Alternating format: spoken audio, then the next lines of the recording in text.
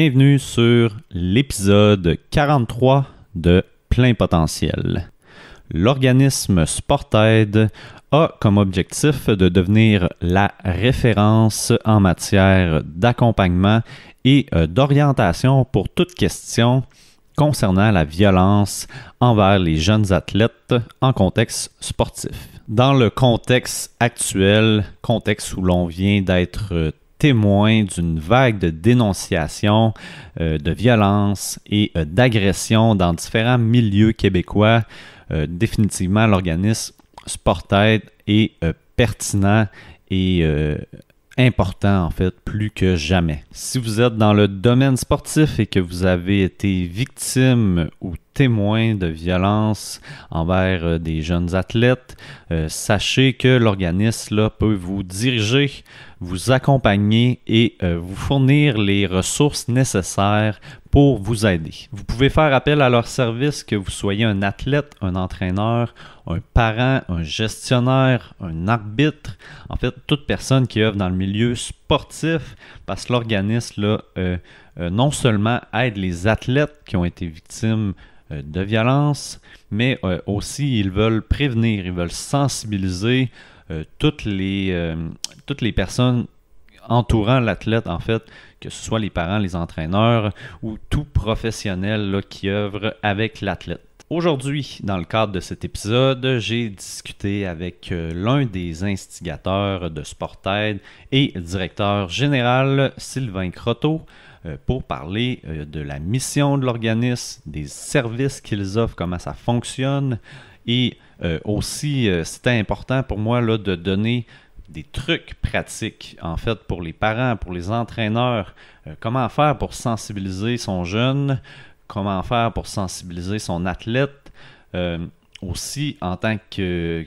en fait, peu importe, n'importe qui œuvre dans l'environnement autour de l'athlète, je voulais avoir aussi donner des cues, comment on peut détecter des signes là, qu'un athlète ne va pas bien, qui a peut-être potentiellement été victime là, de violence.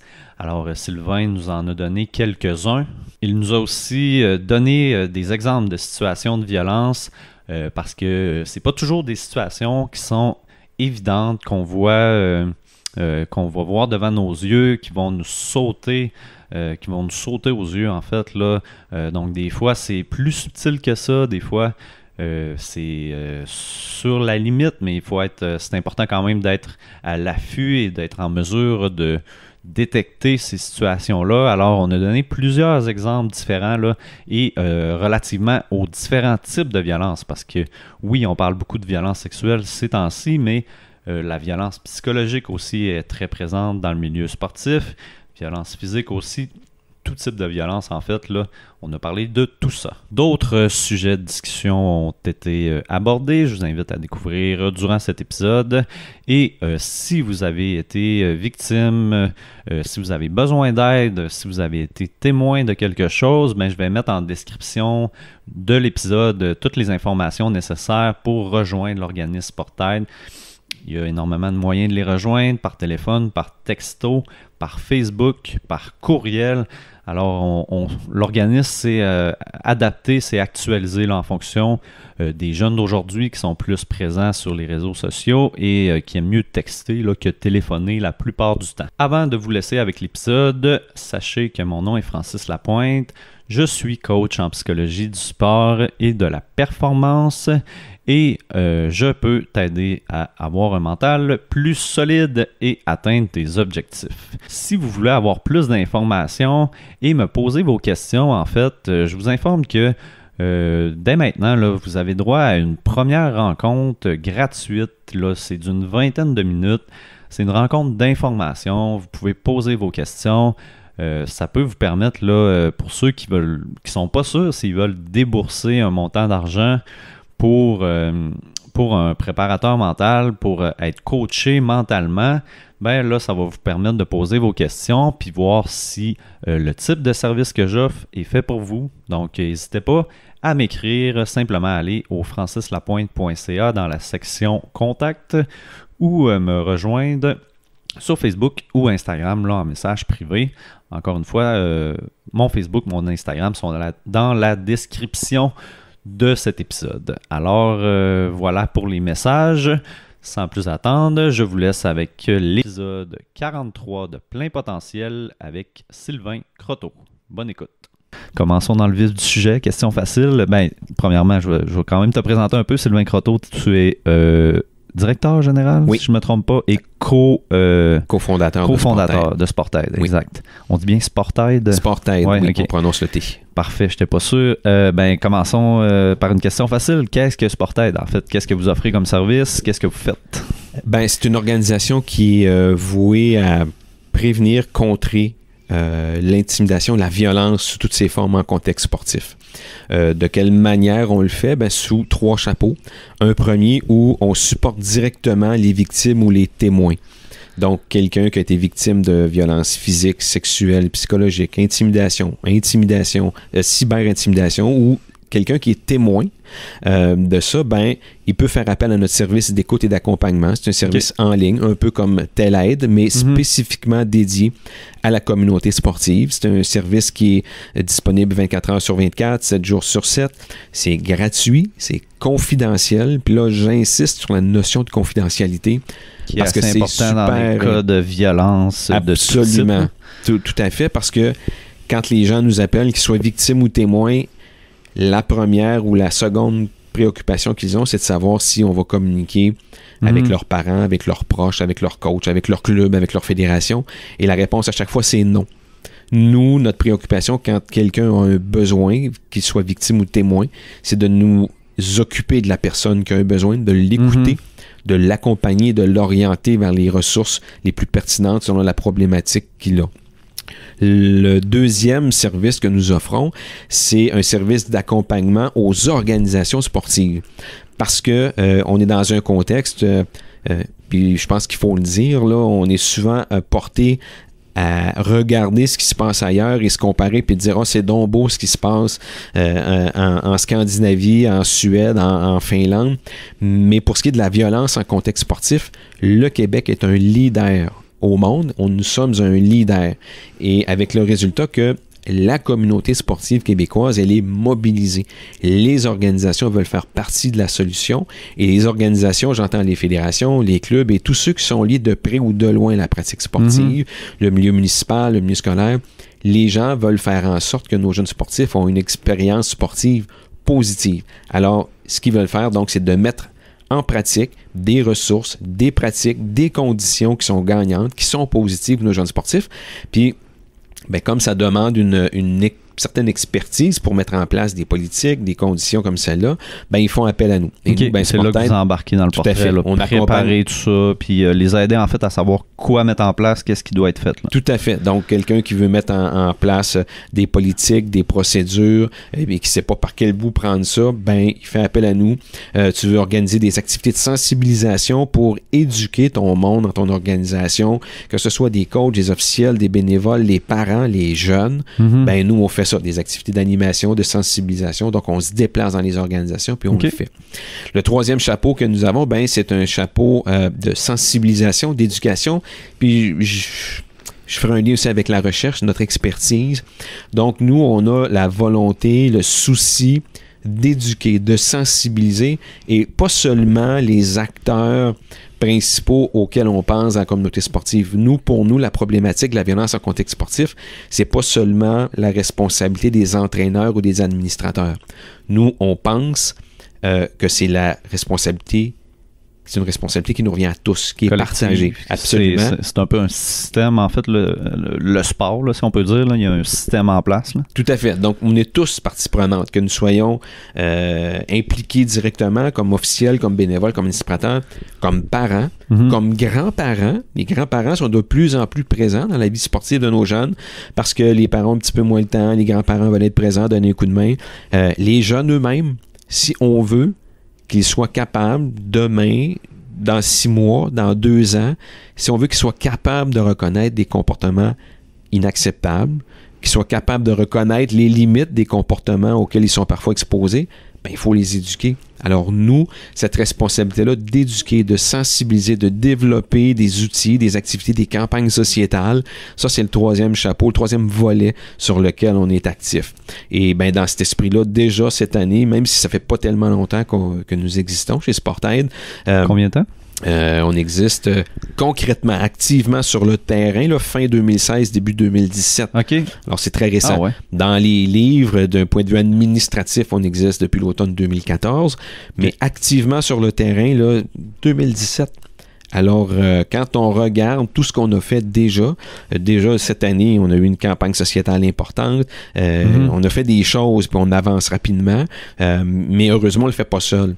Tantôt, quand je parlais de la communauté sportive québécoise qui est mobilisée, ben ça, c'est important pour nous parce que même si on fait bien les choses chez Sportaid, sans vouloir être flagorneur, je sais qu'on fait bien les choses, puis on nous le dit, puis il faut pas avoir peur de le dire, mais on les fait pas seuls, ces choses-là. Le gouvernement du Québec est à nos côtés. Le gouvernement du Québec, l'actuel comme l'ancien, sont très sensibles à la sécurité et à la protection de l'intégrité de nos jeunes sportifs. Ils sont un partenaire important dans notre intervention quotidienne.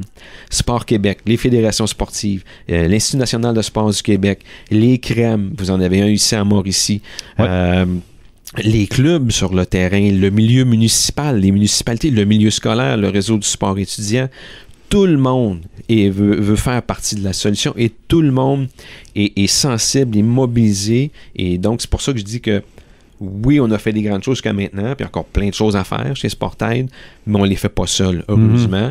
Puis c'est le fun de sentir qu'il y a tous ces gens-là autour de nous. C'est moins lourd aussi pour nous. Ben, c'est ça. On ne veut pas être contre.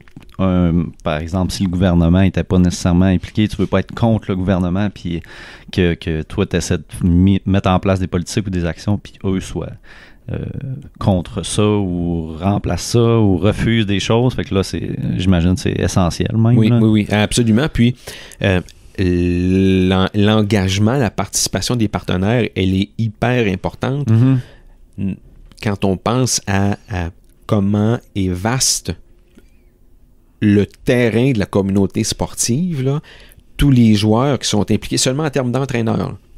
Si je pose la question brûle pour point, là, je te demande combien il y a d'entraîneurs dans la communauté sportive québécoise, tout sport confondu, là? J'aurais tendance à dire des centaines, mais je ne saurais pas combien. Ils sont près de 100 000 au 100 000? Québec. Alors là, on a seulement parlé des entraîneurs. Ouais.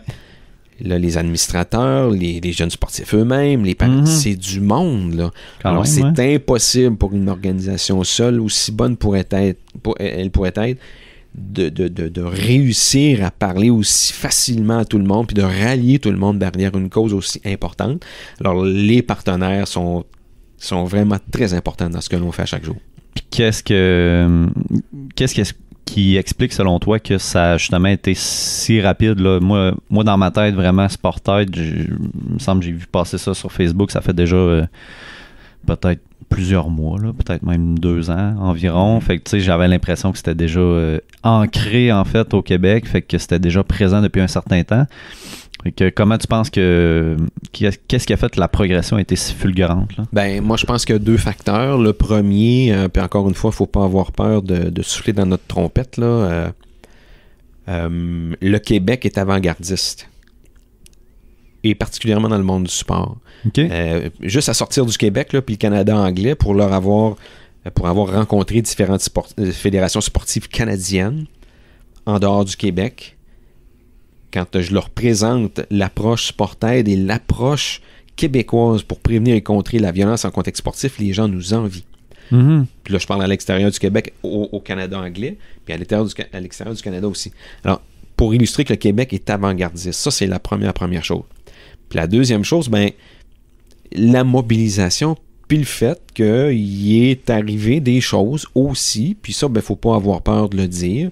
Il est arrivé des événements déplorables dans les dernières années qui ont fait en sorte que même si Sportaid était en développement, puis en organisation, puis qu'il y avait une mobilisation déjà sentie sur le terrain, ben ces événements-là ont fait en sorte que ça a donné un bon coup de vent dans les voiles. Ça justifie encore plus l'importance d'avoir un organisme comme Sportaid. Absolument. Puis là, ben, il n'y a plus personne qui peut tourner la tête. Puis encore tout récemment, là, il y a 3 semaines, il y a une situation sur la rive sud de Québec qui a fait les manchettes avec un jeune athlète entraîneur. En gymnastique, effectivement. Ben là, même les médias ont un rôle à jouer dans ce que nous sommes tous en train de faire, là, parce que c'est un changement important dans la société, ce qu'on est en train d'opérer tous ensemble. Puis même les médias, il y a un changement qui est en train de s'opérer, parce qu'au début, quand Sportaid est arrivé dans le décor, puis qu'il y avait des situations, des événements qui faisaient les manchettes, on nous appelait pour avoir notre avis, notre opinion sur ce qui était arrivé. Et moi, ma première réaction, c'était de dire, si vous voulez savoir ce qu'on en pense, c'est pas important, puis on vous le dira pas, on n'est pas là pour ça, pour juger des situations. Par contre, si vous voulez qu'on parle de ce qu'il faut mettre en place pour que des choses comme celle-là cessent d'arriver, ça va me faire plaisir de vous en parler pendant 1 heure. Ouais. Mais si vous voulez que je vous donne mon avis sur Monsieur X, Madame X, ça, Sportaid ne le fera pas, parce qu'on n'a rien à gagner là-dedans. Absolument rien à gagner. Par contre, si on veut regarder en avant, se dire ensemble ce qu'on peut faire. Axé sur le futur, les solutions, en fait. Tout à fait. Puis ça, ben, dans cet événement-là qui a fait les manchettes il y a 3 semaines, ben, il y a des médias qui auparavant nous appelaient pour avoir notre avis sur Monsieur, Madame X, qui là nous ont approchés directement en disant, écoutez, on sait que vous ne voudrez pas vous prononcer sur ce qui est arrivé, mais on vous offre une fenêtre pour venir dire aux gens qu'est-ce qu'on peut faire ensemble pour que des choses comme celle-là ne puissent plus arriver. Fait que ça, pour moi, je trouve ça super important parce que ça signifie que on évolue, que les gens comprennent qu'il faut regarder en avant. Le passé, on ne peut pas le refaire, mais s'inspirant de ces choses-là, qu'est-ce qu'on peut faire ensemble? Puis de voir que les médias, puis ce qu'on est en train de faire ensemble, là, c'est super important là, parce que je ne sais pas combien de personnes, combien vont nous entendre, vont nous écouter, mais ces gens-là, on vient de les sensibiliser, on les éduque, puis on change les mentalités. Puis c'est vraiment super important. C'est quand vous nous ouvrez, vous nous donnez de la disponibilité sur vos antennes, à vos micros. Moi, je peux juste dire merci. Là. Ouais, puis ce qui est bien avec le podcast, c'est, j'imagine, c'est rare que tu as l'occasion de parler pendant 45 minutes, 1 heure de justement ce que vous faites, tandis que d'habitude, c'est souvent 5 à 10 minutes, une petite entrevue radio, des choses comme ça. Oui, absolument. Ouais. C'est la 2e fois, en fait, que je vais donner, que j'accorde une entrevue de fond. Là. Puis les 2 fois, c'est dans les podcasts. OK. Ouais. Parfait, je suis le 2e, yes. Ben, tu as parlé un peu tantôt de justement comment que vous accompagnez en fait les athlètes, la notion de confidentialité.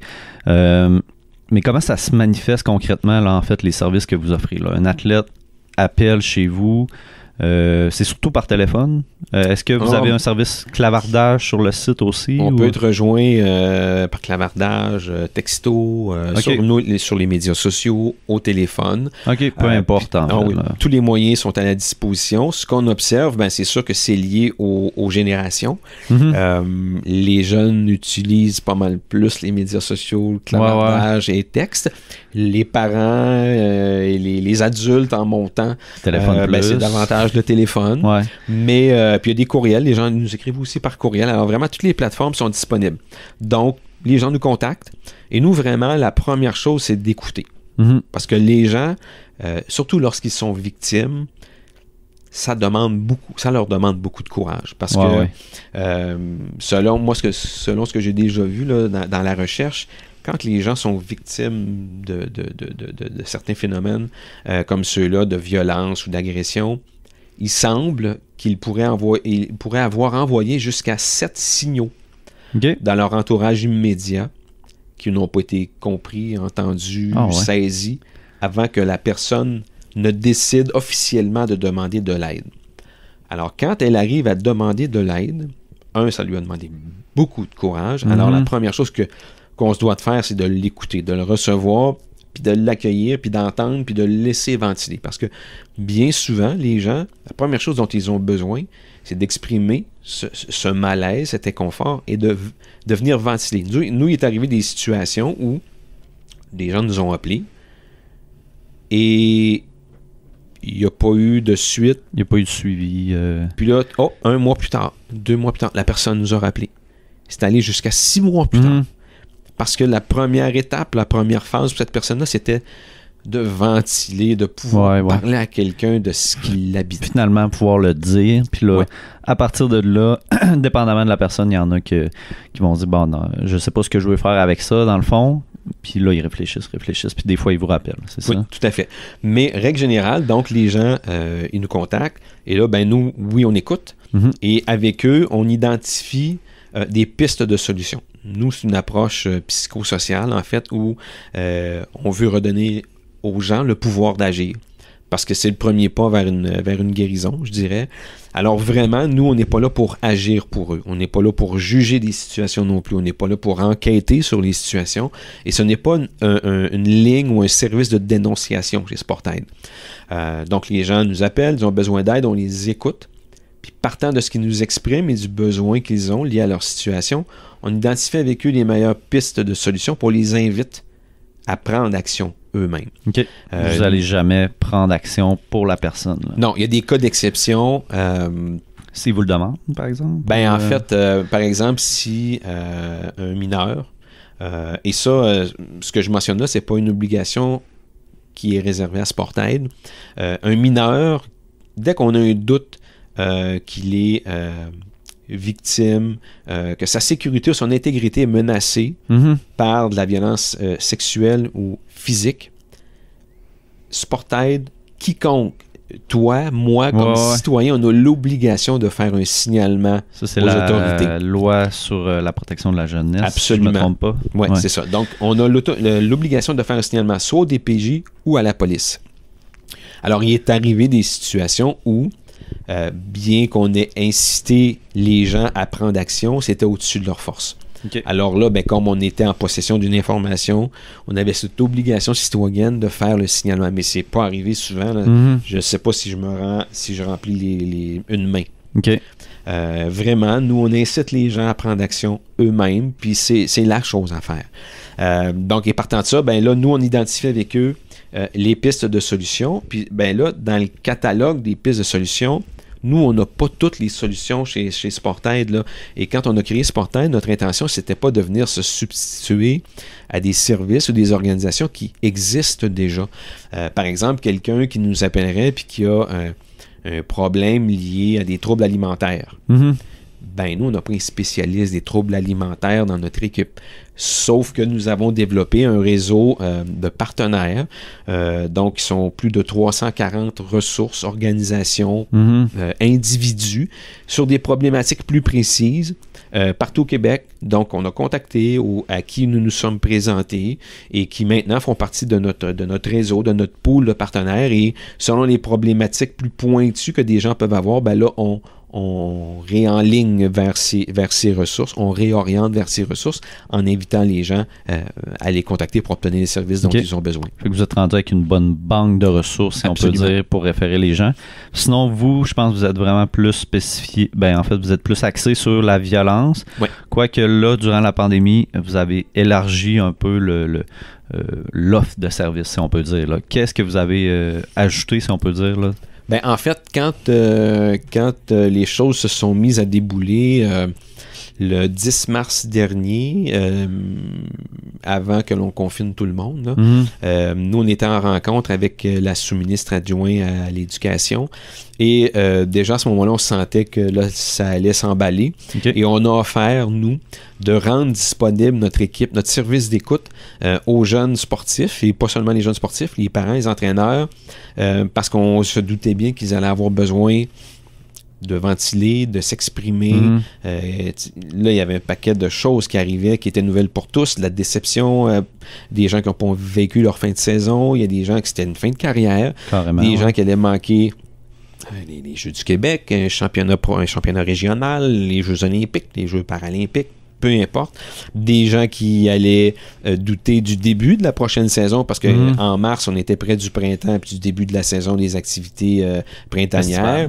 Alors là, on savait qu'il allait avoir un besoin pour les gens de venir consulter, prendre l'information, venir se valider pour savoir est-ce que c'est normal que je me sente comme ça, perte de motivation, perte d'envie de m'entraîner, je m'ennuie de mes coéquipiers, je m'ennuie de mon équipe. Alors donc, nous, on a rendu disponible notre équipe pour que les gens qui avaient ce besoin d'être écoutés, d'être entendus, puissent s'exprimer quelque part. Puis on se félicite, on se remercie de l'avoir fait parce que on avait notre équipe d'écoute qui était, oui, disponible, mais on a aussi créé des outils, des blogs, une plateforme où les gens pouvaient venir consulter de l'information. Puis il y a des semaines où on a eu des points de fréquentation qui ont dépassé les 300 000 visites dans la semaine. Alors, on a eu des semaines où les gens avaient vraiment ce besoin, puis on a tous été pareils, là, on ne savait pas. Et c'était nouveau, là, tout le monde, il n'y a personne qui avait jamais vécu ça, là, la COVID. Non. Alors, tout le monde avait ce besoin de prendre l'information, était avide d'information.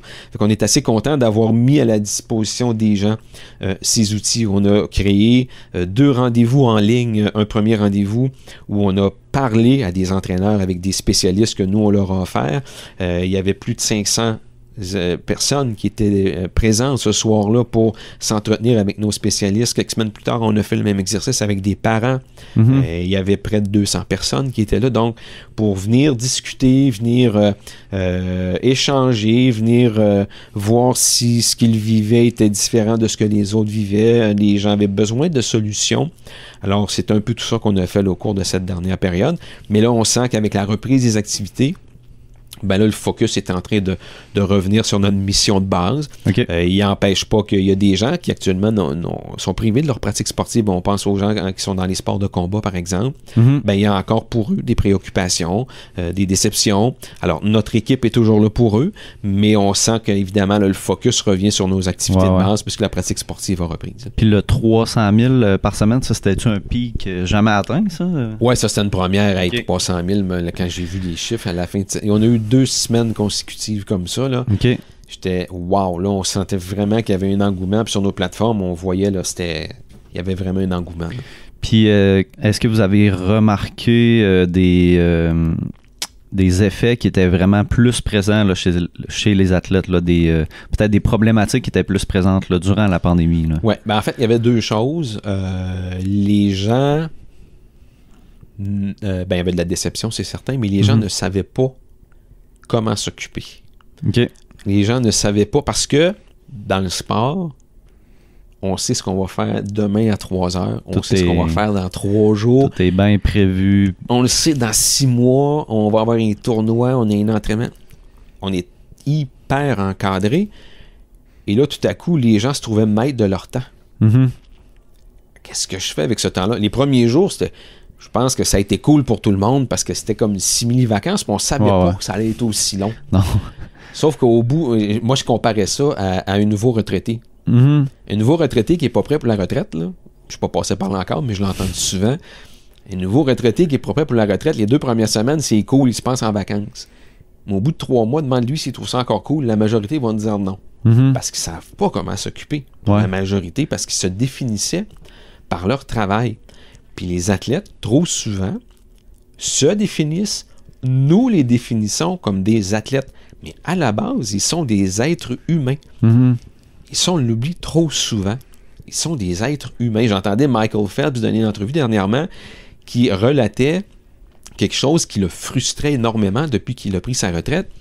Des gens qui l'abordent en disant « Hey Michael, pourquoi tu ne nages plus? J'aimerais ça devoir nager encore. » Lui, il leur répond « Hey, pour vous, je représente le nageur, mais moi, dans la vie de tous les jours, là, je suis bien d'autre chose qu'un nageur. Puis j'ai plus envie de faire ça. Moi, j'ai envie de m'occuper autrement puis d'être autre chose. » Alors ça, nos jeunes sportifs ont eu ces difficultés-là parce que là, ils ne savaient pas comment s'occuper puis ils ont eu de la difficulté à s'approprier cet espace-temps qui était devenu leur.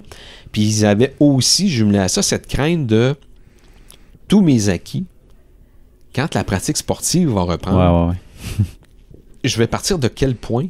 Et là, nous, notre réponse était, ben écoute, on comprend ce que tu vis, mais imagine-toi pas que c'est différent pour les autres, là. C'est ça. Vous êtes tous dans le même bateau. C'est ça. Puis on leur rappelait qu'il y a quand même des sportifs, des grands sportifs de renom qui, dans le passé, ont été 1, 2, 3 ans absents de la scène, puis ils sont revenus, puis ont remporté des Coupes Stanley, des championnats de tennis, des médailles aux Olympiques, Ça n'empêche pas que tu vas revenir puis que tu vas reprendre. Mais là, pour le moment, c'est une situation qui est difficile, mais elle est difficile pour tout le monde. Puis profite-en pour en profiter du mieux que tu le peux. Ça fait que ça a été quelque chose qui, pour les jeunes, a été... Puis là, on parle des jeunes. Pour les parents, il y avait cette absence aussi, parce que les parents, là, ils voyaient bien que leurs enfants... Ils voyaient qu'ils n'allaient pas bien, là, qu'il manquait quelque chose. Là. Puis ils ne savaient pas non plus comment dealer avec ça. Puis il y a des parents aussi, puis là, je ne suis pas en train de dire que c'est la majorité, mais il y a des parents pour lesquels l'occupation de la fin de semaine de leur enfant, c'est cool pour eux aussi, parce qu'ils sont contents, ça les occupe. Mais là, tout à coup, ils ne savent pas comment dealer avec leurs enfants qui sont inactifs, inquiets, déçus. Puis là, eux-mêmes vivent quelque chose, parce que là, ils viennent de perdre leur occupation pour plusieurs week-ends. Là. Ils partent pas dans des tournois, dans des matchs, des ci, des ça.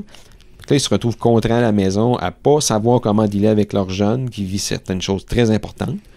Puis eux-mêmes sont privés de quelque chose aussi. Mis à part l'écoute, l'accompagnement, est-ce que les gens qui répondent, votre équipe en fait, là, qui répond à ces personnes-là, est-ce que vous donnez aussi des conseils? Est-ce que vous leur dites des fois, vous pourriez peut-être justement essayer de faire une activité différente du sport qu'ils faisaient habituellement ou des choses comme ça? Est-ce qu'il y a un aspect pratique à ça? Là? Oui, absolument. Puis, ça faisait partie des outils qu'on a créés et qu'on a mis en ligne. Il y a des blogs qu'on a destinés vraiment aux jeunes. Des blogs qu'on a destinés aux entraîneurs parce qu'eux aussi, ça a été une période difficile. Des blogs qu'on a destinés aux parents avec des pistes de solutions, des accompagnements pour les aider, les guider dans cette période qui était nouvelle pour tout le monde. Puis, en ligne aussi, c'est clair que c'est des conseils, c'est des enlignements aussi que l'on fournissait là, aux gens qui nous contactaient. OK. Je vais regarder un petit peu mes questions. On va revenir peut-être à l'aspect violence, qui est l'aspect principal en fait de SportAid. Si on parle des situations de violence là, qui sont fréquentes dans le sport, c'est quoi qui est le plus fréquent? Là? C'est une motadite bonne question parce que ça va me permettre de placer des choses dans leur contexte réel. Okay. Parce que souvent, en raison de ce que l'actualité et les médias nous rapportent, on a l'impression que la violence en contexte sportif, c'est soit des bagarres au hockey, de la boxe, les arts martiaux, les combats extrêmes, puis sinon, ce qui a marqué l'actualité aussi, c'est des événements liés à de la violence sexuelle en contexte sportif, liés à des entraîneurs. Ça, habituellement, c'est le topo puis l'image que les gens se font. On sort dans la rue, on fait un vox pop, là, puis je te jure, je me trompe pas, c'est ça les réponses qu'on va avoir. Une fois qu'on a dit ça, la réalité est bien autre. Et là, je veux pas diminuer cette réalité qui est là quand même, là, ce qu'on a nommé, les exemples qu'on a donnés, ça fait partie de la mosaïque, mais la majorité de la violence en contexte sportif, ce n'est pas ça. C'est de la violence à caractère psychologique. Et elle ne provient pas uniquement des entraîneurs. Deux choses, donc, qui est important de déboulonner comme mythe. La violence en contexte sportif, principalement, c'est de la violence psychologique. Selon les recherches, ça va jusqu'à 80% de la violence en contexte sportif qui est psychologique. Okay. Et la violence en contexte sportif, elle ne provient pas seulement des entraîneurs, bien au contraire, elle vient principalement des athlètes eux-mêmes. Presque 70%. Entre eux. Envers un coéquipier, envers un adversaire ou envers soi-même, ce qu'on appelle de la violence auto-infligée. Alors ça, là, c'est super important d'avoir ça à l'esprit. Une fois qu'on a dit ça, je ne suis pas en train de dire qu'il ne faut pas s'occuper de nos entraîneurs. Il faut s'occuper d'eux. Parce que comme j'ai dit tantôt, oui, il y a des cas qui font les manchettes, mais il ne faut pas perdre de vue qu'ils sont près de 100 000 au Québec. Fait que moi, pour les cas qui sont sortis dans les dernières années, puis les cas, il ne faut pas se fermer les yeux. On le sait qu'il y en a des cas, des gens sur le terrain qui ont des comportements qui sont inacceptables. Moi, je préfère penser qu'il y a quand même des dizaines de mille d'entraîneurs au Québec qui font un très bon travail. C'est important de le dire, de le mettre en lumière parce qu'ils sont difficiles à recruter, puis ils sont difficiles à conserver. Alors moi, je pense qu'il faut les valoriser. Il faut les accompagner. Il faut bien les choisir, mais il faut les accompagner pour s'assurer que leurs pratiques sont les bonnes et qu'on cesse. Ça, s'il y avait un message que j'aimerais que les dirigeants des organisations sportives et les parents et puis la communauté sportive au sens large aient à l'esprit, cessons d'être omnibulés par le savoir-faire des entraîneurs, Mhm. leur réussite, leur palmarès étincelant, il faudrait commencer très sérieusement à penser au savoir-être des individus qui s'occupent de nos jeunes sportifs. Ouais. Puis ça, on l'oublie trop souvent. Mhm. Ça, il faut cesser d'être omnibulé par les médailles, les championnats, la réussite, parce que les clubs, puis avant qu'on fasse l'entrevue, on parlait du film qui porte sur le scandale des gymnastes américains. Team USA, ouais. Quand tu regardes ce que les dirigeants de gymnastique USA ont fait, ont accepté sous prétexte que cet individu-là, ces individus-là et leur façon de faire étaient synonymes de réussite, synonymes de partenaires financiers importants. Mm-hmm. Là, on a un mot dit problème. Là. Puis quand il y a des parents qui tournent les yeux parce que cet entraîneur-là, il va peut-être amener mon enfant à un autre niveau. Là, si je parle, il va-tu priver mon garçon de temps de glace? Il y a des parents, malheureusement, puis là, je suis pas en train de faire des généralités, je voudrais pas qu'on pense ça, mais il y en a des parents qui ont ce réflexe-là, de fermer les yeux, de tourner la tête. Et tout à l'heure, je parlais de l'importance d'éduquer nos jeunes. Elle trouve toute son importance dans des situations comme celle-là parce que le jeune, s'il n'est pas éduqué et qu'il n'est pas capable de reconnaître des comportements inacceptables, si en plus il s'aperçoit que ses parents acceptent ça, puis les parents ferment les yeux, puis qu'en plus le club accepte ça aussi, il en vient à banaliser. À normaliser. Puis ça, c'est le plus grand défi que nous avons. Il va se dire que c'est peut-être normal. C'est peut-être pas le problème. Ouais. Hein? Tout le monde... tout personne le monde ne fait rien. Fait que... Alors, on en vient à banaliser. Puis ça, c'est le plus grand défi qu'on a. De renverser cette tendance à banaliser puis à accepter les choses parce que ça a toujours été comme ça. Ça lui a toujours réussi. Il a toujours été comme ça partout où il a passé. Moi, mes frères, c'est comme ça qu'ils s'entraînaient. Non. On a le droit de dire non. On a le droit de ne pas accepter. Puis quand je dis ça, c'est important que je le dise. Nous, on n'est pas là, Sportaid, on n'a pas été créés pour faire du monde du sport un monde de calinours. Là. On reconnaît qu'il y a, dans le monde du sport, place au dépassement de soi, à la performance. Il y a des moments pour être autoritaire aussi. Oui, absolument. Mais tout ça, ça doit se passer dans le respect des individus, dans le respect des règles. Une fois que ça s'est établi, nous, on reconnaît que, oui, il y a des pratiques qui parfois vont être plus exigeantes, qu'il y a des contextes de match où c'est plus exigeant, c'est plus difficile. Mais il ne faut pas qu'on dépasse la ligne qui est fine et que là, on agisse au détriment de la sécurité et de l'intégrité de nos jeunes sportifs. Parce que là, on a un problème. Oui. Puis, y a-tu des sports qui sont plus problématiques? Comme là, on a parlé de gymnastique. Là. Moi, je me souviens d'avoir parlé avec des athlètes de gymnastique qui me disaient que c'était énormément de pression, que c'était très demandant. Je ne sais pas si c'est plus que d'autres sports, mais je me souviens d'une athlète en particulier là, qui m'avait dit à un moment donné, je pense pas que je vais continuer parce que c'est trop de pression. Il y avait... C'est plate. Rendu là, il n'y a plus l'amour du sport. Là. Fait que, la question est très, très bonne. La réponse est très, très plate. Ouais. Il n'y a pas de sport qui est plus touché que d'autres. OK. On est dans un contexte ici au Québec où c'est sûr qu'il y a plus de cas qui peuvent arriver au hockey qu'en escrime. On va s'entendre. On a plus d'athlètes de hockey, pas mal. Et si on va en Afrique, il y a probablement plus de cas au soccer qu'il y en a au hockey. Il y en a dans tous les sports. Puis je peux pas en nommer plus qu'un autre, mais je sais très bien, par les chiffres que nous avons, par les données que l'on recueille, qu'il n'y a pas de sport qui est épargné, malheureusement. Puis ça touche toutes les sphères de la société. Nous, il y a des gens 50 ans et plus qui nous ont appelé l'année passée parce qu'ils avaient besoin de support, d'aide dans leur club de pétanque. Alors ça, c'est un exemple pour illustrer qu'il n'y a pas de sport plus que d'autres. Ouais, c'est pas de quoi qui me vient en tête. Là. Pétanque et violence, là, c'est pas un lien que je fais naturellement, mettons. Là. Non, mais tu vois, c'est arrivé là. Ouais. C'est arrivé dans le ping-pong. Et là, c'est parce qu'il y a aussi le fait que les gens partent toujours avec la prémisse que on pense à la violence sexuelle ou à la violence physique. De quoi qui est frappant, qui est observable, qui est facilement détectable. Mais justement, c'est ma prochaine question. Là. T'aurais-tu des exemples de situations qui constituent de la violence, mais que pour beaucoup, on le sait même pas, en fait, que c'est de la violence. Tu sais, c'est des exemples qui sont sur la limite, très proche, mais que ça reste quand même de la violence. Ben, quand on regarde, par exemple, pour pas mettre l'accent tout de suite sur la violence sexuelle, parce que je trouve important de toujours relativiser puis de parler des autres aussi, là. Disons qu'on parle de violence physique, là. Dernièrement, il y a quelque chose qui a fait les manchettes là, avec des joueurs de la Ligue de hockey junior majeur canadienne. Les fameuses initiations sportives. Mm-hmm. Il y a des initiations sportives qui parfois dépassent les limites et qui exposent les gens de la violence physique, parfois même de la violence sexuelle.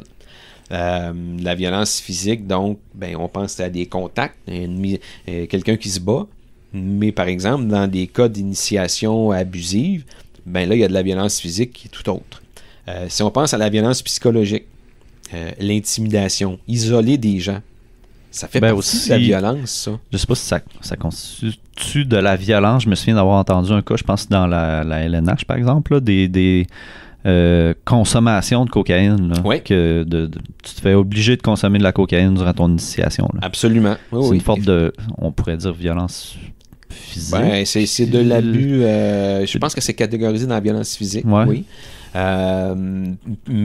Donc, pour ce qui est de la violence psychologique, tout ce qui est intimidation, abus verbal, les médias sociaux, c'est rendu une plaie, vraiment. Puis là, il y a des gens qui utilisent ça.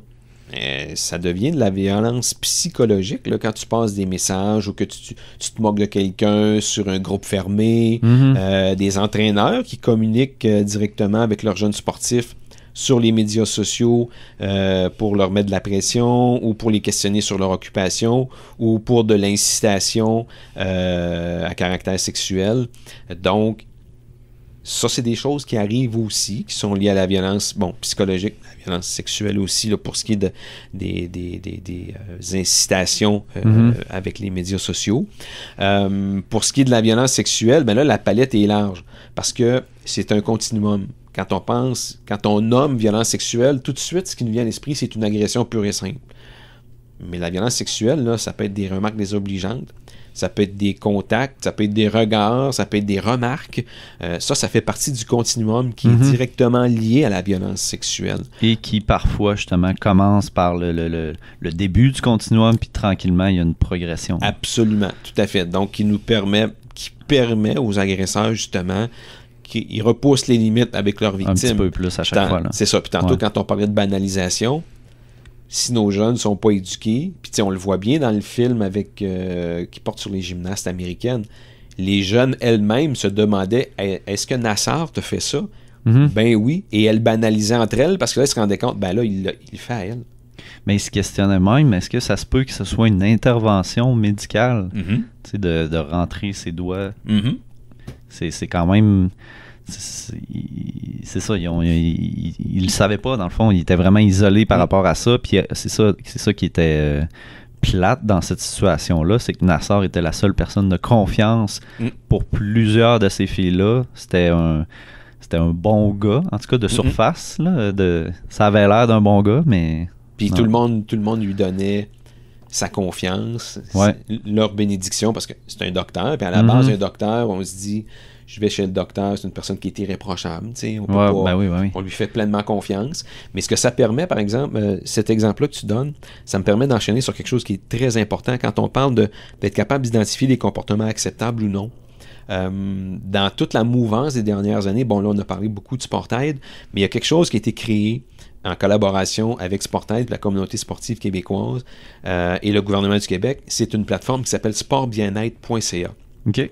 Et ça, c'est hyper important parce que quand on se questionne sur est-ce que c'est acceptable ce que j'ai vu, ce que j'ai entendu, ce qu'on m'a raconté, ce qu'on m'annonce, par exemple pour une initiation sportive, par exemple pour des attouchements qu'un entraîneur ou qu'un masso ou qu'un coéquipier ou que quelqu'un m'a fait.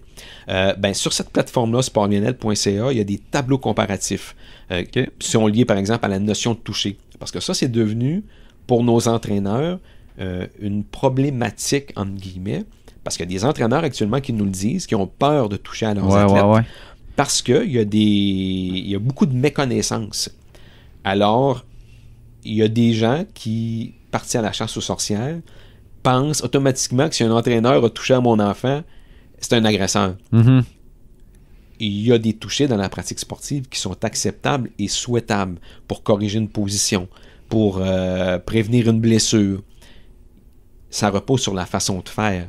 La personne qui doit prodiguer un toucher doit l'annoncer et demander à l'athlète s'il est à l'aise avec ça. Mhm. Et sur cette plateforme-là, sportbienêtre.ca, donc, par rapport à la notion de toucher, par exemple, il y a un tableau comparatif des choses qui sont acceptables, des choses qui ne le sont pas, puis il y a des conseils aussi sur comment prodiguer les touchés. OK. Les initiations abusives, hein, les initiations en contexte sportif. Nous, on ne dit pas qu'il faut les empêcher. C'est prouvé que lorsqu'elles sont bien réalisées, Mhm. c'est bénéfique pour l'esprit d'équipe, pour un groupe, pour introduire de nouvelles personnes dans un groupe. Mhm. Par contre, lorsque ça dérape, là, on est ailleurs, on est dans un autre monde. Ouais. Et sur sportbienêtre.ca, donc, il y a un tableau comparatif avec des exemples très concrets, des choses qui sont acceptables, des choses qu'on pourrait te demander de faire dans une initiation qui ne sont pas acceptables, puis que tu te dois de dire non et de dénoncer. Alors ça, sur cette plateforme-là, sur un paquet de sujets, que tu sois un jeune sportif, un parent, un entraîneur, un officiel, un administrateur, un bénévole, il y a un paquet d'informations-là qui ont toutes été développées par Sportaid en collaboration avec des partenaires et qui ont été validées d'un point de vue juridique. OK. Alors, donc, tout ce qui est là c'est béton. Là. Tu peux y aller, t'y fier, et c'est très, très, très consulté. Vraiment, les gens... parce que, tu sais, des fois, t'as pas nécessairement le besoin de parler à quelqu'un. Tu veux valider quelque chose. Tu as besoin de prendre une information. Puis ça, ben, cet outil-là le permet. Mhm. Tu y vas. Puis là, ben, rendu sur la plateforme, si tu veux aller plus loin, tu as une question, ben, soit que tu nous contactes directement, mais tu peux aussi clavarder. Et c'est notre équipe qui répond au clavardage, là, OK. qui est lié à sportbienêtre.ca. OK. Ouais. Vraiment pertinent. Je connaissais pas ça. Mais je pense en avoir entendu parler, mais j'ai pas vu le site. Je vais aller voir définitivement. Puis on parlait de situations, tu sais, des situations qui constituent de la violence, mais que c'est quand même subtil. Moi, ce que j'avais en tête aussi, c'était par exemple, un entraîneur qui va faire jouer un athlète qui n'a pas reçu le go du médecin. Ça, c'est quand on peut dire que c'est de la violence physique ou de la négligence. C'est de la violence physique, c'est de la négligence, effectivement. Ouais. Et c'est ça... C'est quoi qui est fréquent, ça? Il me semble qu'on entend parler un petit peu. Ça arrive. Dans le sport professionnel, on entend parler des fois des athlètes qui... oui, ça arrive, puis il y a même des... En série, j'ai joué avec une blessure, j'aurais pas dû. Est-ce qu'il s'est fait pousser un peu, justement, à jouer? Ben, tu vois, ça, ce que ça permet d'aborder, puis c'est hyper important, là, c'est toute la notion de héros puis de performance qui est associée au monde du sport, de gladiateur puis de super-héros. Ouais. Ça, là, c'est un piège qui explique un paquet de situations qui arrivent. Il y a beaucoup de gens, d'organisations, d'individus, d'athlètes même, qui acceptent des choses, qui font des choses, qui s'imposent des choses sous le prétexte de la performance, de la réussite à tout prix. S'identifier aussi aux athlètes professionnels. Lui, il le fait. Crosby, il a joué avec une commotion cérébrale. Il n'y a rien là, tu sais. Ouais. Et ça, là, on oublie trop souvent que nos jeunes sportifs, puis là, je vais encore mettre une réserve. Chez Sportaid, on n'exclut pas la notion de performance. Pas du tout, là. On le sait que c'est là, que c'est acceptable, que c'est normal, que c'est requis. Sauf qu'il y a un moment pour tout dans la vie. Puis quand tu es un jeune sportif puis que tu commences, tu es là d'abord pour le plaisir, développer des aptitudes, socialiser. Mm-hmm. Moi, je vois trop de gens qui accompagnent leurs enfants de 6, 7, 8 ans puis qui sont plus déçus que les jeunes eux-mêmes après une défaite ou après une pratique plus ou moins bien été. Parce que l'enfant n'est pas focus dans son match de soccer le dimanche matin. Les enfants ont 7-8 ans. Alors que... Foutez-leur la paix. Alors que tous les documents de développement à long terme des athlètes parlent d'un moment où c'est d'apprendre à jouer tant que tu n'as pas atteint, je pense, 10 à 12 ans, là, tu commences à apprendre à t'entraîner. Tu sais, c'est... Et le danger de mettre... Pas rendu là encore. Là. Non, pas du tout. Puis le danger de mettre le focus sur la performance en si bas âge, ben on l'observe déjà, là, c'est qu'il y a des jeunes qui quittent la pratique sportive beaucoup trop tôt. Là. Ouais. C'est 1 sur 3 actuellement qui quittent la pratique sportive avant d'arriver à l'école secondaire. Mhm. 1 sur 3 chaque année. Hey, c'est énorme, là. C'est énorme, ça. Puis pourquoi? Ben, parce que les jeunes sont écœurés, les jeunes font des burn-out sportifs, les jeunes sont tannés des pressions des entraîneurs, sont tannés de la pression de leurs parents, puis je vais le répéter, ils sont tannés de la pression de leurs parents. Laissons-les avoir du plaisir.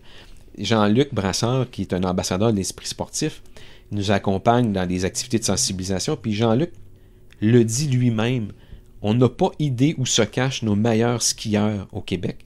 Ils se cachent dans leur sous-sol à gamer parce qu'on les a écœurés trop tôt. Trop tôt, on leur a imposé de peut-être devenir le prochain Jean-Luc Brassard, le prochain Éric Guay, le prochain Michael Kingsbury. Laissons-leur le temps d'avoir du plaisir. Et il y a tout à parier que s'ils ont du plaisir dans leur pratique sportive en bas âge, ils vont continuer plus longtemps. Puis il y a fort à parier qu'ils vont décider après ça d'aller vers la performance. Mais si on les écœure avant, ils ne se rendront même pas à la performance, ils ne voudront même pas y aller. Laissons-les avoir du plaisir, puis laissons-les explorer. Cessons de voir en eux notre fonds de pension ou l'accomplissement de rêves que nous, on n'a pas atteint. Oui, exact. Hein? Si moi, j'ai pas été capable de jouer au hockey, j'impose pas à mon garçon de jouer au hockey, c'est peut-être le basket qu'il veut, c'est peut-être le volleyball qu'il veut, c'est peut-être le badminton qu'il veut. Il a le droit d'explorer puis de choisir. Puis même, c'est bon, la spécialisation doit se faire beaucoup plus tard, souvent vers 15-16 ans. Là. Ouais. Absolument. Puis c'est récemment, je discutais avec Éric Bédard en patinage de vitesse sur le podcast, justement, puis lui, il me disait que, justement, des fois, il accompagne des athlètes en tant qu'entraîneur, puis des fois, c'est des athlètes qui ont énormément de talent, énormément de potentiel, mais ils veulent pas nécessairement être à l'avant-plan, ils veulent pas nécessairement être le meilleur au monde, ils veulent s'améliorer, mais ils aspirent pas à aller aux Olympiques ou peu importe. Fait que c'est ça le rôle, oui, de l'entraîneur, mais aussi du parent, c'est d'accompagner l'enfant, l'athlète dans ses objectifs, mais beaucoup trop de parents, beaucoup trop d'entraîneurs aussi essaient de transférer leurs objectifs à eux, à l'athlète, l'enfant. Oui, c'est dommage. Ben oui, puis tu vois, ce qu'on nomme là, avec l'actualité pandémique, je vais dire ça comme ça, ouais. Ben, on vient de le vivre un petit peu parce que quand la reprise des activités a été annoncée, il y a beaucoup de sportifs qui étaient contents d'y retourner. Puis nous, on a même fait un blog sur le sujet. Là. Okay. Il y a des sportifs qui se sont questionnés pendant la pandémie puis qui ont réalisé que je suis bien d'avoir un petit peu plus de temps libre et de faire d'autres choses. Ouais. Puis il y a des jeunes qui se sont questionnés. Il y a même un jeune, là, nous, là, qui ça nous a été... le jeune nous l'a dit. Moi, pendant la pandémie, là, j'ai rendu service à des gens. J'ai aidé des gens. Puis là, je me questionne à la reprise des activités. J'aime mon sport, mais j'aime peut-être autre chose. J'étais content d'entendre ça. Je suis pas en train de dire qu'il faut décrocher du sport, là. Pas ça du tout. Mais ça permet d'illustrer que avant d'être un sportif, on est d'abord un être humain, un individu. Puis ça se peut qu'on n'ait pas le goût de jouer au hockey puis qu'on ait le goût de faire d'autres choses. Puis lui, il avait pas le temps avant ça, justement, d'aller découvrir autre chose. Non. Il mettait tout son temps dans le sport. Mais c'est le fun aussi d'entendre les histoires positives reliées à la pandémie. Moi, ça fait déjà plusieurs que j'entends, honnêtement. Puis il y a quand même beaucoup de positifs malgré toute cette situation. Vraiment, il y a aussi beaucoup de négatifs, mais c'est important aussi de voir le positif, je pense. Là. Il y a eu... on veut pas mettre l'accent sur les délits sexuels, mais il y en a eu beaucoup, malheureusement, dans les dernières années. Là, justement, tantôt, on a parlé un peu de ce fameux rapport qui est sorti l'année dernière avec 340 entraîneurs amateurs qui étaient accusés de délits avec des mineurs au Canada. Puis, on rapporte que c'est souvent 5% là, des victimes qui rapportent ça. Donc, on peut s'attendre peut-être à beaucoup plus que ça. Selon toi, qu'est-ce qui peut être fait pour réduire ça, enrayer ça? Est-ce que c'est de l'éducation? Est-ce qu'on doit mieux choisir les entraîneurs? Qu'est-ce qui doit être fait? Il y a 2-3 choses qu'il faut absolument faire. Là. La première, c'est de s'assurer de choisir les bonnes personnes. Et je reviens là-dessus, là, sur la notion de savoir-faire versus savoir-être. Moi, je pense qu'il faut vraiment s'assurer d'avoir un processus dans notre organisation qui nous assure qu'on choisit les bonnes personnes. Et une fois qu'on les a sélectionnés et qu'on les a mis en place, ben, le travail n'est pas terminé. Comme organisation, on a aussi la responsabilité de continuer d'accompagner nos entraîneurs, hommes-femmes, pour s'assurer que leurs pratiques demeurent acceptables, que leurs pratiques sont correctes et que leurs relations avec nos jeunes sportifs, là, elles sont exemplaires. Alors, quand il est question de choisir l'entraîneur, mieux choisir les entraîneurs, est-ce que justement on doit poser plus de questions sur leur aptitude de communication, qu'est-ce que tu fais dans telle situation, plus que technique, tactique, physique, beaucoup de sports, on dirait que c'est quasiment juste là-dessus là, qu'on se concentre. Là. Ben, moi, je pense qu'on est rendu parce que l'entraîneur, nos entraîneurs, là, moi, le parallèle que je fais, c'est des enseignants dans le monde de l'éducation. Les enseignants dans le monde de l'éducation, là, il y a un processus d'embauche, il y a des entrevues, il y a des critères de sélection. C'est la même chose pour nos entraîneurs. On leur confie nos enfants, puis ils passent un paquet d'heures avec eux. Là. Alors moi, je pense qu'il faut qu'il y ait un processus de sélection en bonne et due forme, des critères d'embauche, des critères de sélection, entrevues, prise de référence, déclaration volontaire, vérification des antécédents judiciaires. Tout ça, ça fait partie d'un pool à considérer, à mettre en place. On peut plus maintenant sélectionner un individu parce que lui, là, il collectionne les championnats canadiens. Il collectionne les médailles et les participations aux Olympiques. On peut plus faire ça. Ouais. On peut plus se contenter de ça. En ce moment, il n'y a pas nécessairement un processus pour toutes les organisations, si je comprends bien. Ben, c'est à géométrie variable. Ouais. Puis là, ben, c'est le fun de sentir cet engouement, cette mobilisation qui est sur le terrain parce qu'il y a des organisations pour lesquelles, oui, ça existe. Il y en a d'autres pour lesquelles on est en développement, puis il y en a d'autres pour lesquelles, ben, pour différentes raisons, absence de moyens, absence de ressources, mais on s'en vient à uniformiser tout ça. Et ça, quand je nommais tout à l'heure l'appui du gouvernement du Québec, la communauté sportive, ça, là, c'est vraiment important, parce que là, le message, il part d'en haut, puis il va descendre jusqu'en bas, puis il est clair. Ouais. Il va y avoir des attentes. Il va y avoir des attentes précises à respecter pour les organisations sportives, et ça, ben, il n'y a plus personne qui va pouvoir tourner les coins ronds. Alors, ça va faire en sorte que parmi les solutions à mettre de l'avant, il va y avoir l'obligation, la nécessité d'embaucher les bonnes personnes puis de s'assurer qu'il y a un processus d'embauche, oui, mais un processus d'accompagnement aussi dans le continuum pour s'assurer que la personne, parce que les choses évoluent, là. Donc, les personnes qu'on met en place, là, on doit s'assurer qu'elles sont toujours irréprochables et qu'elles ont toujours de bonnes pratiques et qu'on doit mettre en place un cadre, une organisation autour d'eux aussi pour que s'assurer que tout ça est correct et qu'il n'y en a pas de doute. L'organisation comme telle, elle a cette responsabilité envers les individus, mais elle a aussi cette responsabilité d'afficher ouvertement toute l'importance qu'elle accorde à la protection de la sécurité et de l'intégrité de nos jeunes. En parler dès le départ. Absolument. Là. Il faut que ça soit affiché, il faut que ça soit dit, il faut que les outils soient à la disponibilité de tous. Il faut que ce soit facile de te référer à une personne ressource dans ton organisation.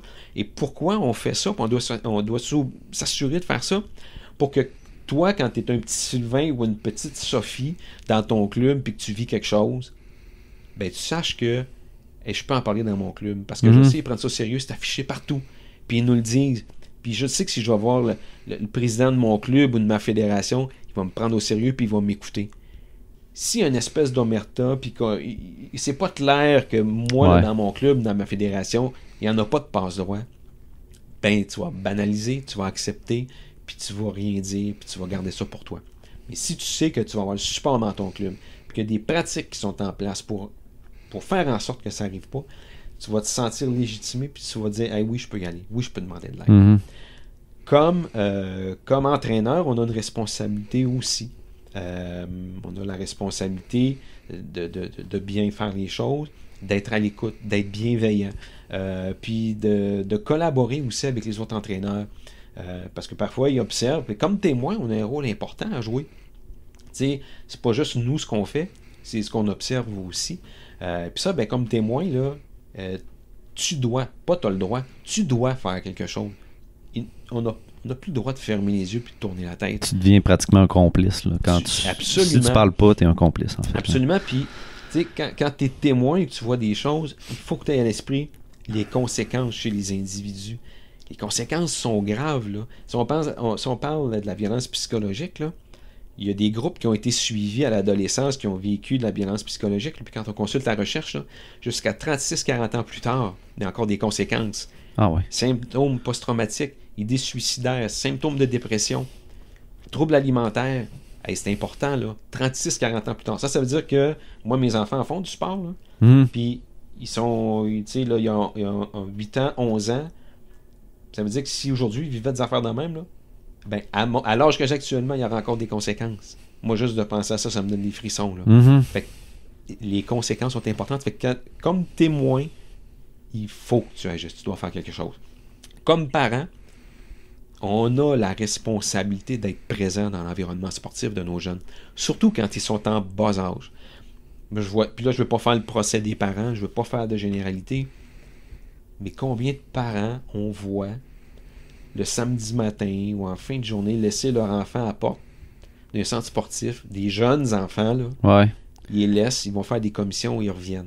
Ils veulent pas mal faire, c'est souvent un manque de temps ou ils font confiance, peut-être une certaine naïveté aussi à travers tout ça. C'est pour ça que je veux pas faire le procès, je comprends, on a des vies de fous et tout, puis une fois que je nomme ça, là, il y a des gens qui pensent, ouais, mais Sylvain, moi, je fais confiance en l'entraîneur. Oui, moi aussi. Mes enfants en ont des entraîneurs, je leur fais confiance. Mais en dehors des entraîneurs, là, dans un centre sportif, il en passe du monde. Là. C'est ça, là, on parlait tantôt de USA gymnastique. C'était un médecin. Là. À travers tout ça, il y a des massos, des physios, des parents, il y a des visiteurs. L'entraîneur physique, ça n'arrête plus. Là. C'est des accès publics. Là. Ouais. Alors, on a la responsabilité, on doit être présent dans l'environnement de nos jeunes.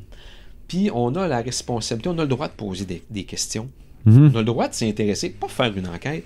On a le droit de s'intéresser à qui s'occupe de mon enfant. C'est quoi ses motivations? Pourquoi tu fais ça comme ça? Absolument. Puis c'est des questions qu'on peut poser aux dirigeants de notre club aussi. Pourquoi on l'a choisi? Puis encore là, pas pour faire une enquête, mais moi, je trouve ça important de savoir il vient d'où cet entraîneur-là, pourquoi on l'a sélectionné, qu'est-ce qui l'anime, pourquoi il aime ça faire ça. Moi, je trouve important de l'entendre puis de le savoir. Puis comme société, comme communauté sportive, on a dans l'ensemble de solutions, de choses à mettre en place, il faut éduquer, sensibiliser. Puis ça, nous, Sportaid, on le fait déjà. On a des activités d'animation avec les jeunes. On a développé des bandes dessinées dans la revue Les Explorateurs et les Débrouillards depuis presque 2 ans. On aborde des thèmes adaptés aux jeunes, mais les mêmes thèmes qu'on aborde avec les plus vieux, mais dans leur langage, dans une mise en situation avec un super-héros qui s'appelle Cindy Ouellet, qui est une athlète paralympique qui existe vraiment. Oui, vous avez fait des vidéos, je pense, avec elle aussi. Là. Absolument. Ouais. Alors, pour nous, c'est vraiment important. Il faut parler aux jeunes. Il faut qu'ils soient capables de reconnaître ce qui est acceptable ou non. Puis, j'ai encore à l'esprit une discussion que j'ai eue il y a presque 2 ans avec une des victimes de l'entraîneur de ski alpin il y a quelques années, qui me disait... Sylvain, quand j'observe ce qui se passe actuellement au Québec, là, j'aimerais ça reculer 15 ans en arrière. Je pense qu'avec les moyens que vous avez mis en place tous ensemble, je pense qu'il y a des choses que je serais capable de reconnaître comme inacceptables si on reculait il y a 15 ans. Parce que là, il y a ces outils-là qui sont là. Il y a cette ouverture, cet espace qui nous est fourni pour pouvoir s'exprimer, pour pouvoir demander de l'aide. On n'avait pas ça là, il y a 3 ans. Là maintenant, là, on peut le faire. Puis comme jeune, là, ça c'est un message qui est hyper important. Là. Tu vis quelque chose, là, garde-le pas pour toi. Là. Demande de l'aide. Demande de l'aide. C'est trop important. Puis là, je vais avoir un clin d'œil particulier pour les jeunes garçons. C'est encore plus difficile pour eux. Ouais. Parce qu'on est mal fait, les gars. Là. On ne demande pas d'aide. On s'identifie à des modèles sportifs, des gladiateurs, des super-héros là, qui, sans peur, sans reproche, qui pleurent pas, qui sont infaillibles. Mais c'est des idées qu'on se fait. Là. Ils ont tous la trouille. Ils ont tous peur eux aussi. Ils sont animés des mêmes craintes, des mêmes sentiments. Il faut demander de l'aide. garçon, fille, il faut demander de l'aide, c'est trop important. Si on le fait pas, on passe à côté de quelque chose de dangereux qui peut nous arriver. Ou même juste questionner, tu sais, il y a même beaucoup d'athlètes qui sont même pas sûrs si est-ce que c'est normal ce que j'ai vécu. Fait que, même pour certains, c'est peut-être pas de demander de l'aide, mais juste de s'informer puis de savoir est-ce que ça c'est normal qu'un athlète ou qu'un entraîneur, qu'un parent fasse ça. Fait que effectivement, je trouve ça le fun, l'athlète qui vous a dit si vous étiez là 15 ans en arrière, ça aurait fait une grosse différence dans sa vie. Ben, c'est pas le fun pour elle, mais je veux dire, en ce moment, ça veut dire que vous faites grosse différence pour tous les athlètes qui sont qui font appel à vos services ou juste qui connaissent que ces services-là existent. Ça veut dire qu'ils savent qu'il y a une ressource, il y a de quoi faire. Là. Et ça, c'est quelque chose... on rencontre beaucoup des groupes. Là, à un moment donné, j'étais devant un groupe d'entraîneurs. Puis à la fin... parce que tu sais, parfois dans les discussions qu'on a, on va dans des zones, dans des sujets où il y a un petit peu de... tu te sens pas toujours à l'aise comme participant. Puis à la fin, je demandais aux gens est-ce que vous vous sentez bien, est-ce que tout est correct. Puis j'avais demandé ça. Puis il y a quelqu'un au fond de la salle qui avait levé la main, puis sa réaction, ça avait été de nous dire maintenant je me sens bien parce que je sais vers qui je pourrais orienter s'il y avait des besoins dans mon groupe, dans mon équipe. Je sais qu'il existe des ressources maintenant. Fait que ça, c'est vraiment important, puis on le dira jamais assez. Puis tantôt, je te disais combien c'est important le rôle des médias, par exemple, dans ce que l'on fait ensemble. C'est un défi, là, c'est un chantier. Là. On change des perceptions, on change la façon de voir puis d'aborder le monde du sport. Fait que vous êtes pour nous des vecteurs tellement importants. Là, vous nous permettez de dire, puis de répéter, puis de retaper sur les clous, puis de dire aux gens, il existe des ressources, il existe des services, demandez de l'aide. Tantôt, tu as parlé de 7 signes. Il y a souvent, en moyenne, j'imagine, là, jusqu'à 7 signes chez un athlète qui a vécu un abus ou de la violence. C'est quoi les signes qu'on peut déceler? En fait, pas seulement les athlètes. Quelqu'un qui fait quelque chose, là, il pourrait avoir envoyé jusqu'à 7 signaux. Ça peut être quelqu'un qui est triste.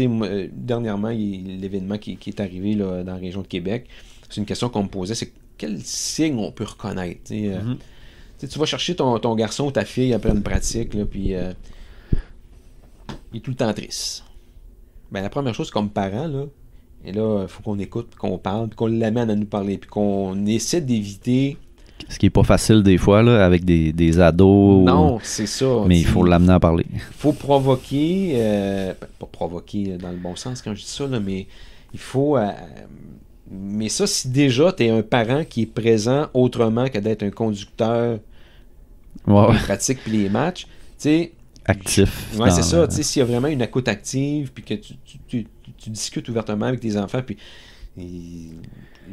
je veux pas dire que je suis meilleur qu'un autre, je suis certain que je fais pas les choses parfaitement avec mes garçons, mais je pense, pas mal sûr que je me trompe pas, que si mes garçons vivaient quelque chose, là, ils se sentiraient qu'ils peuvent m'en parler.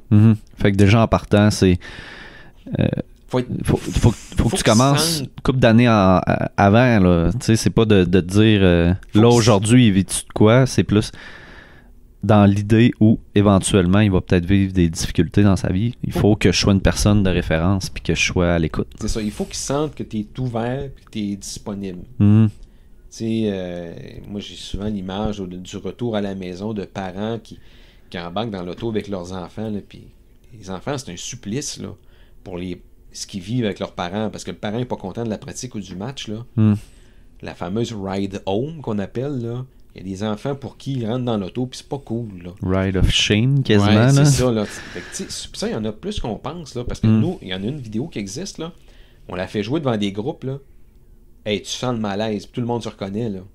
Tu sens le malaise. C'est une vidéo que vous avez fait ou... C'est pas quelque chose qu'on a fait, mais c'est quelque chose qu'on réutilise, qui existe, là. Vous tapez ça, Ride Home, une vidéo, ça s'appelle pour Ride illustrer... Home, ça dure 30 secondes, puis je la rapporte, là, puis j'ai des frissons, j'ai la chair de poule, vous pouvez pas le voir, là, mais j'ai la chair de poule parce que tu l'écoutes, puis tu fais, hey boy, l'enfant, il vit pas quelque chose de cool, là. Puis ça existe, puis c'est vrai, là, ça existe vraiment, ça.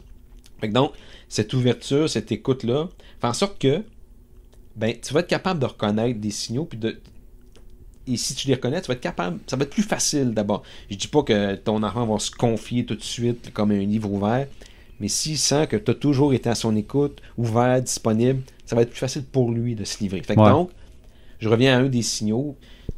Après un match, après une pratique, tu observes que là, ça fait 5, 6, 7 fois qu'il rentre dans l'auto puis il a toujours l'air piteux. Il n'a pas le goût d'aller aux pratiques, il n'a pas le goût d'aller au match, il est toujours tout seul, il est isolé. Ben ça, c'est des signaux. Tu peux le questionner. Puis tu sais, on le voit, là. Si t'es pas omnibulé juste par la performance. Puis la victoire, puis la réussite d'une pratique, puis il a fait t'as été exemplaire, les moves étaient corrects aujourd'hui, ce que tu as fait pendant la pratique. Il n'y a pas juste ça, là. Tu sais, y a-tu du fun? T'as-tu du plaisir? Ça, là, je sais pas combien de fois, moi, je peux poser ça comme question à mes garçons qui font du sport. T'as-tu du fun? T'as-tu le fun aujourd'hui, là? Puis après ça, si t'as envie de me parler de ton match, puis de tes moves, puis de tes ci, puis de tes ça, ça va être bien correct, là. Mais à la base, il faut que tu aies du plaisir. Donc ça, c'est une chose. L'autre chose, je pense qu'il faut de plus en plus porter attention, c'est les médias sociaux aussi. Les relations qu'on entretient, nos jeunes entretiennent sur nos médias sociaux. Puis là, je suis pas en train de dire qu'il faut devenir la police des médias sociaux pour nos enfants, mais il faut quand même être vigilant parce qu'il y a des gens là, qui ont commencé à utiliser ça. Fait que tu sais, ça, il faut faire attention, il faut être prudent. Qu'est-ce que les parents peuvent surveiller sur les médias sociaux, par exemple? Comment que les personnes malveillantes les utilisent, en fait? Ben, puis là, je ne veux pas faire de cas sur les entraîneurs, mais il y a des entraîneurs qui utilisent, qui textent là, avec les jeunes actuellement, puis c'est pas juste pour demander d'arriver plus tôt en pratique, là. C'est assez explicite. Un rapport un peu trop intime, entraîneur-athlète. Ouais, ça, mais d'abord, ça, à la base, faut être vigilant là-dessus. Un entraîneur qui a une relation proche avec un athlète en particulier, déjà là, il y a un questionnement à avoir. Il y a la notion aussi d'égalité entre tous les athlètes, là. Des entraîneurs. S'il est proche avec tous ses athlètes parce que c'est sa méthode d'entraîner. En tant qu'entraîneur, il est proche d'eux autres. OK, mais s'il y en a un qui est peut-être un préféré, si on peut dire, là, ça peut être un signe aussi. Là. Un entraîneur qui invite un jeune au cinéma, un entraîneur qui pose des questions sur les textos à un des jeunes pour savoir si le vêtement qu'il s'est acheté, il le trouve beau. Un entraîneur qui invite un jeune dans sa chambre après un match pour visionner des séquences. Vigilance. Il faut qu'il y ait un autre adulte, il faut que la porte soit ouverte. Un entraîneur qui veut parler tout seul à un jeune dans une pièce fermée. Pas en train de dire que c'est sûr qu'il se passe quelque chose quand ça arrive, mais soyons vigilants là-dessus. Mais même s'il se passe rien, justement, pour l'entraîneur, il faut que lui se protège aussi. Absolument. Il y a, je pense, une notion de rapport 2 pour 1. Là. Ouais. Toujours avoir un autre entraîneur ou un autre personne. Un autre adulte, c'est ça. Ouais. OK. Allons voir au niveau de mes questions. J'aimerais ça peut-être un peu parler de ton parcours plus personnel. Tu as parlé un peu de ton rôle là, en tant que directeur général, mais j'aimerais ça voir un peu comment tu en es venu là, à démarrer cet organisme-là. Qu'est-ce que tu as fait avant? OK. Moi, j'ai un parcours de près de 25 ans en communication puis en affaires publiques. J'ai travaillé pour des grandes organisations. J'ai travaillé chez Hydro-Québec. J'ai travaillé avec les Nordiques de Québec. Oui, j'ai vu ça. À l'Industrielle Alliance. Tout ça en communication, en affaires publiques, en philanthropie. Puis, en parallèle de ça, j'ai toujours été impliqué aussi dans le monde du sport, dans le sport amateur, dans le hockey, le baseball, le patinage artistique, la boxe, le tir à l'arc. En tant que de coacher ou... un peu entraîneur au niveau des communications, d'organisation d'événements, philanthropie. Puis, j'ai fait pendant presque 4 saisons avec les Nordiques de Québec. Alors, j'avais une bonne connaissance, puis c'est comme parent, je suis encore impliqué directement, indirectement là, dans le sport amateur. Ça fait que j'avais une bonne vision, une bonne connaissance du sport amateur puis du sport professionnel.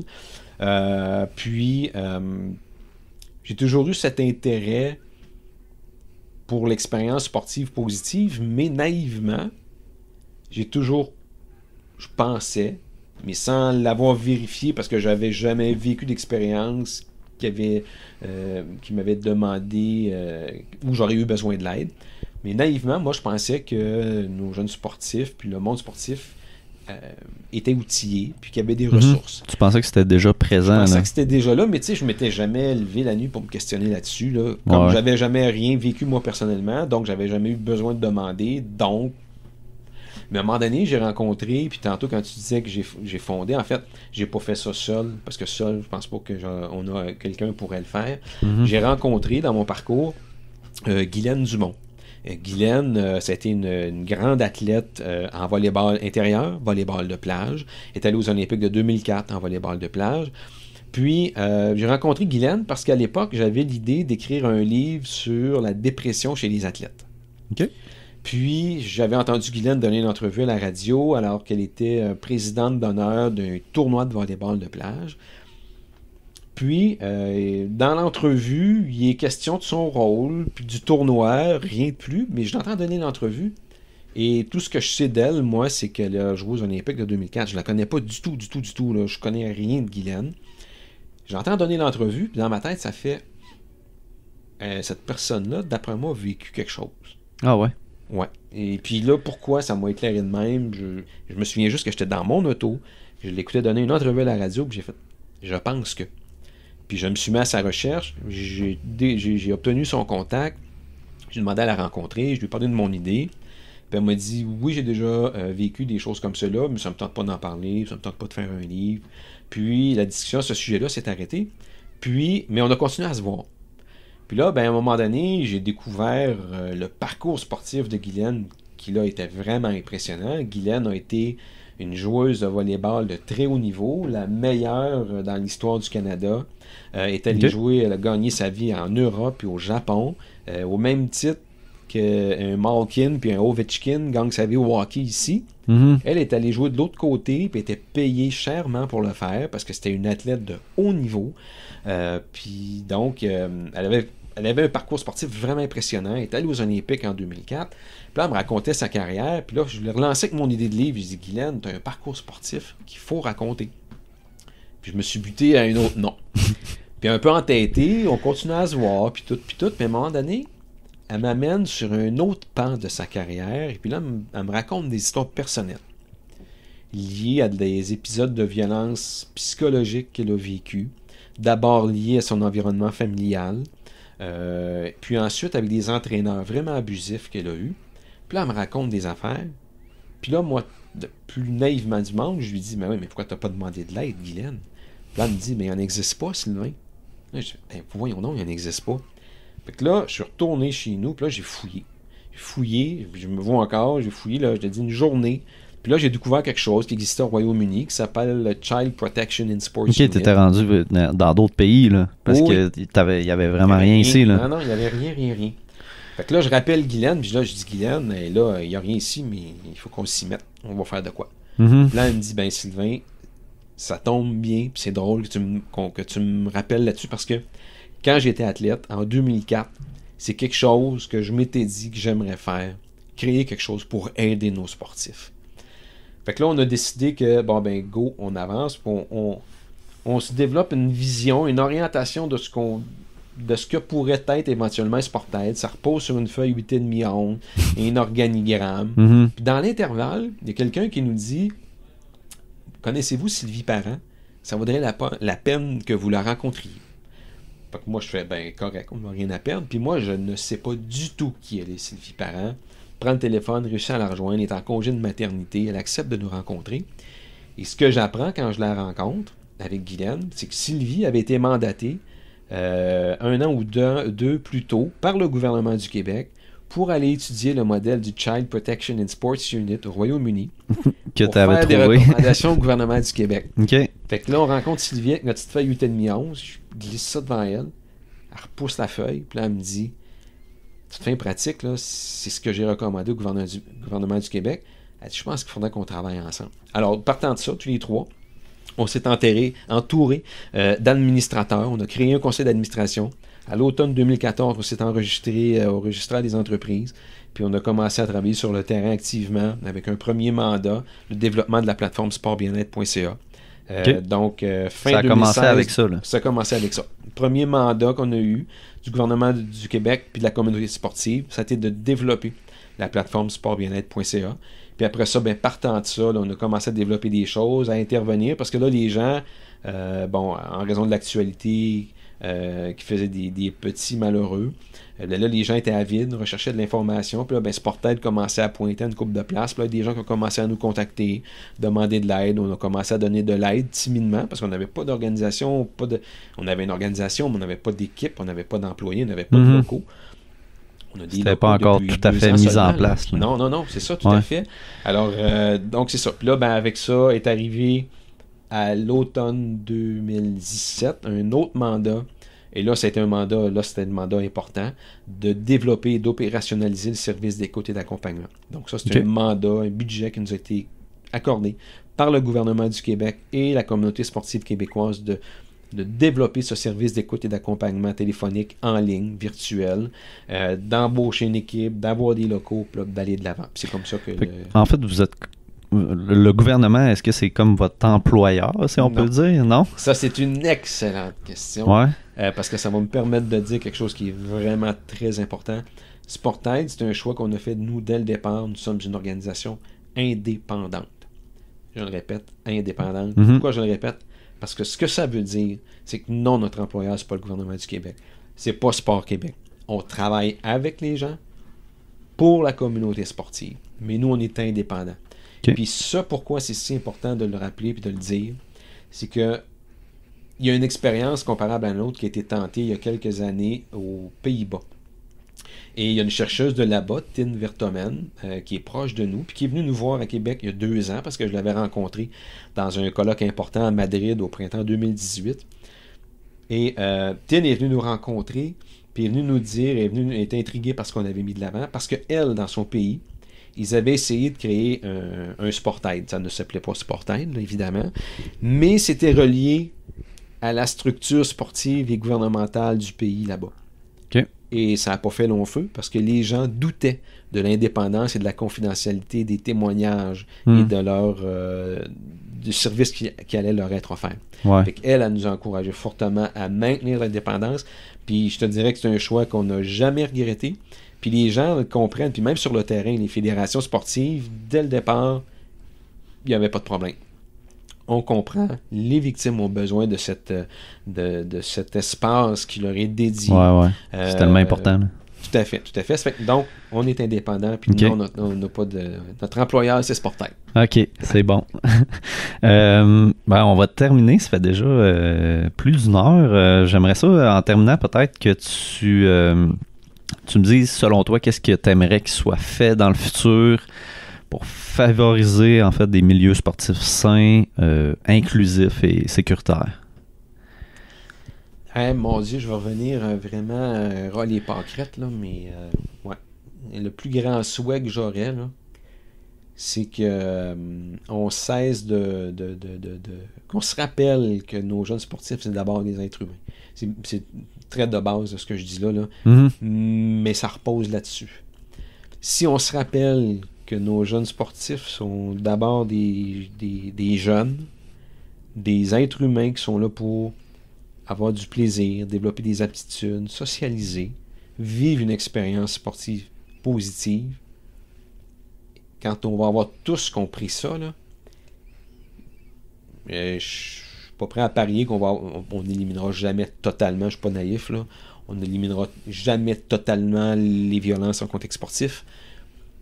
Mais quand on va avoir passé ce stade-là, puis que les gens... Tu sais, il y a 30 ans, là, quand on parlait de porter la ceinture de sécurité dans les autos, là, et quand on a commencé à dire qu'il fallait cesser de boire et de conduire, et quand on a commencé à parler de cesser de texter au volant, il y en a encore, je sais qu'il y a encore des gens qui conduisent sans ceinture de sécurité, je sais qu'il y a des gens qui boivent et qui conduisent encore.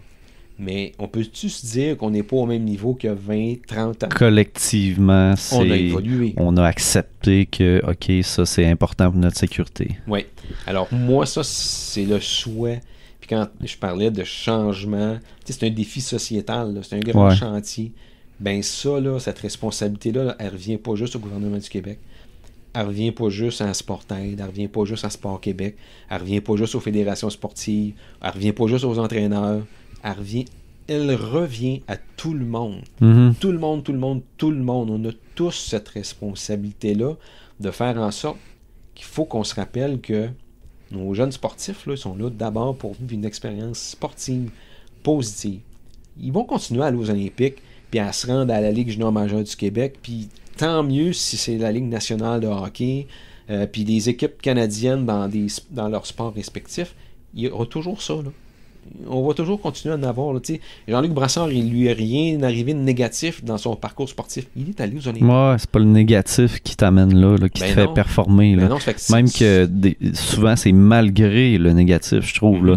Justement, on parlait des athlètes qui ont vécu Team USA, des athlètes qui vont aux Olympiques puis qui réussissent à performer à un haut niveau malgré un environnement tellement malsain. Ça, je trouve ça... c'est impressionnant, mais il aurait pu justement encore pousser une coche plus loin, je pense. Il n'y en a pas là, de modèle parfait. Là. Non. Mais j'ai commencé au début en disant on a le droit de souffler dans notre trompette puis d'arrêter de regarder ce qui se passe ailleurs. Mais là, pour conclure, je vais regarder ailleurs. En Norvège, là, sait-on qu'on ne tient pas compte des résultats et des chronos avant l'âge de 12 ou 13 ans. Une fois qu'on sait ça, quelle est la nation qui a remporté le plus de médailles aux deux derniers Jeux olympiques d'hiver? La Norvège. La Norvège est un pays de la population comparable au Québec. Mm-hmm. Là, je suis pas en train de dire qu'il faut serrer les chronos dans les arénas, arrêter de compter les points. Là. Je suis pas en train de dire qu'il faut qu'on aille là. Pas nécessairement, mais ce que tu dis, c'est que c'est pas important de le faire, je pense. C'est ça. Soyons réalistes. Et il y a des choses qui doivent changer. Mais ça fait appel à une volonté collective, une prise de conscience collective aussi. Là. En terminant, où on peut retrouver Sportaid?